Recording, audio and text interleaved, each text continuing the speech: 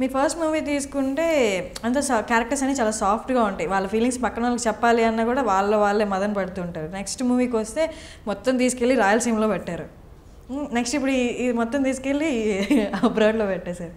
అంటే మామూలుగా ఇండస్ట్రీలో వాళ్ళు మేబీ వాళ్ళ మైండ్ సెట్ ప్రకారం లేకపోతే ఆడియన్స్ కానీ ఎవరైనా ఒక డైరెక్షన్ అయినా ఒక మూవీ హిట్ అయినా వాళ్ళని ఒకలా చూడడానికి ట్రై చేస్తూ ఉంటారు.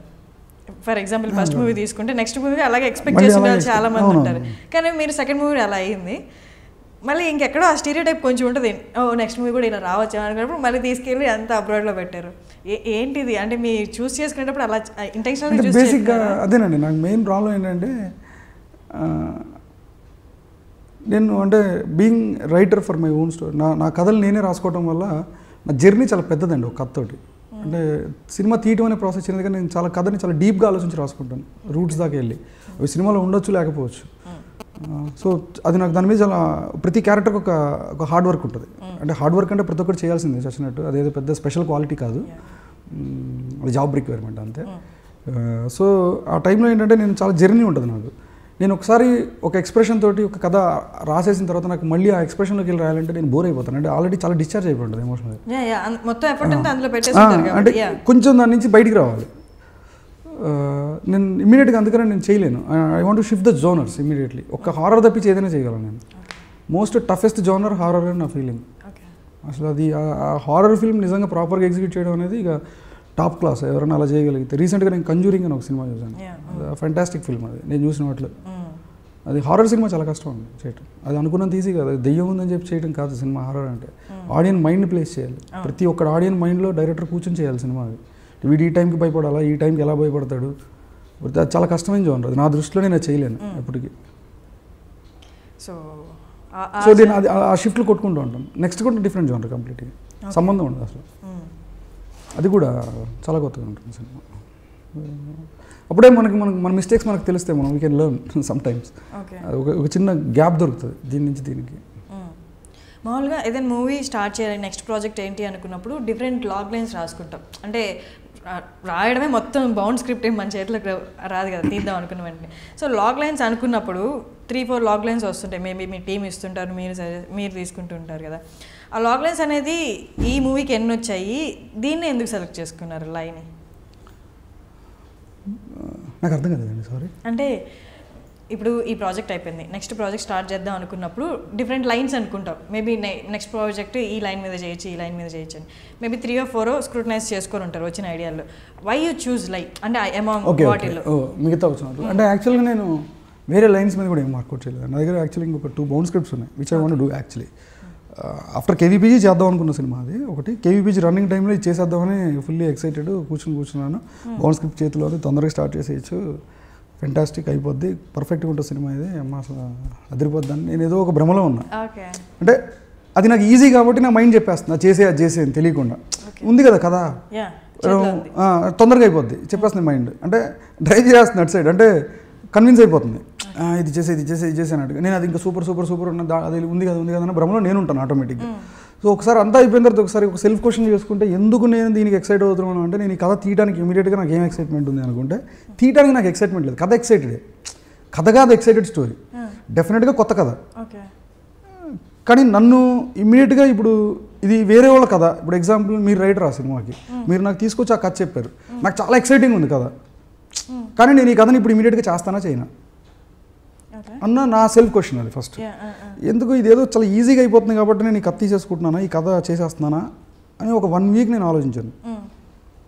నాకు ఎందుకో కరెక్ట్ అవ్వాలి. అంటే ఏదో తప్పు యాజ్ అ డైరెక్టర్, అంటే నాలో ఉన్న రైటర్ని పక్కన పెట్టేసి డైరెక్టర్ని పక్కన పెట్టేసి వీళ్ళిద్దరు కొట్టుకుంటే కాసేపు రైటర్ నన్ను కన్విన్స్ చేయడానికి ట్రై చేస్తున్నాడు ఇది చేసే అని తొందరగా. ఎందుకంటే ఈజీ కదా, కథ ఉంది కదా, బౌండ్ స్క్రిప్ట్, మళ్ళీ కష్టపడక్కర్లేదు, తొందరగా స్టార్ట్ చేసేయచ్చు, నెక్స్ట్ మంత్ మొదలెట్టేయచ్చు, కావాలంటే ప్రీ వర్క్ మొదలెట్టేయచ్చు, ఇంకో 2 నెలల్లో షూట్కి వెళ్ళిపోవచ్చు అనేది ఒక తెలియని ఫిజికల్ కంఫర్ట్. ఇది నన్ను తోసేస్తుంది, ప్రేరేపిస్తుంది అది చేసే అని. బట్ నాకు ఎక్కడో సబ్కాన్షియస్గా నాకు ఇది కరెక్ట్ కాదు అని ఒక చిన్న క్వశ్చనింగ్ ఉంది, నా సెల్ఫ్ క్వశ్చనింగ్ ఉంది. కరెక్ట్ కాదని అంటే ఎందుకు ఇప్పుడు ఇదే జోనర్ ఎందుకు నాకు, అంటే ఈ కథ ఎందుకు చెప్పాలి ఇప్పుడు నేను ఇమీడియట్గా ఆడియన్స్? నాకు ఎందుకో నేనేదో చాలా కంఫర్ట్ జోన్లోకి వెళ్ళిపోదాం ట్రై చేస్తున్నానేమో అనిపించింది నాకు. So okay give it a thought అని చెప్పి నేను కాసేపు దాన్ని పక్కన పడేసి నేను దాన్ని రిజెక్ట్ చేయడం మొదలెట్టాను.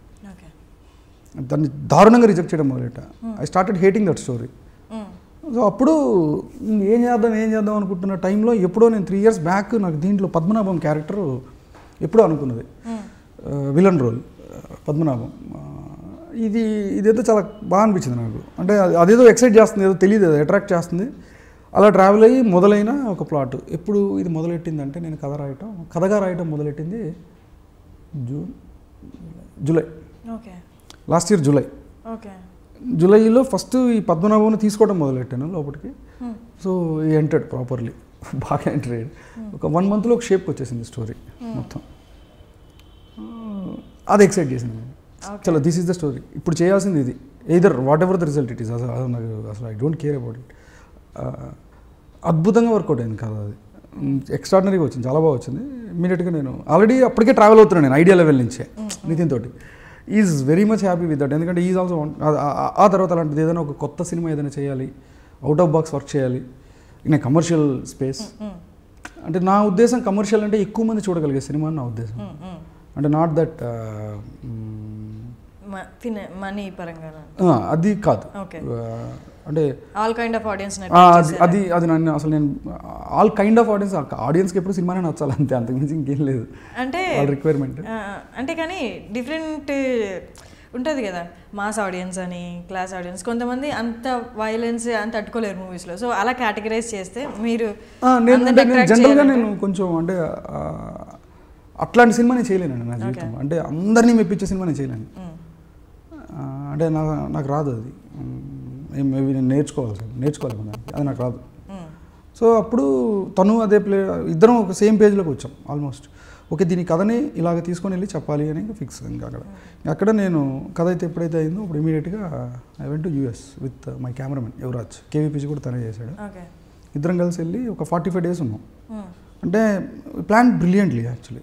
వెళ్ళి ఆ 45 days ఈ స్టోరీని అక్కడ కొరియోగ్రాఫ్ చేసి చూసుకున్నాం.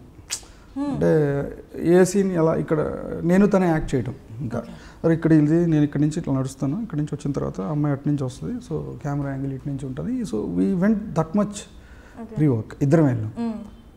సో ఇమ్మెన్స్ అనమాట. మొత్తం ఎక్కడెక్కడైతే షూట్ చేసామో అన్ని ప్లేస్లో అలా కొరియోగ్రాఫ్ చేసుకుంటూ కథ అంతా మేము చూసాం ఫస్ట్ మొత్తం అన్ని రకాలుగా. అంటే మాకు అన్నీ తెలుసు, అంటే అక్కడ క్యారెక్టర్లు ఎలా బిహేవ్ చేస్తారు అనేది మాకు చాలా క్లియర్గా తెలుసు.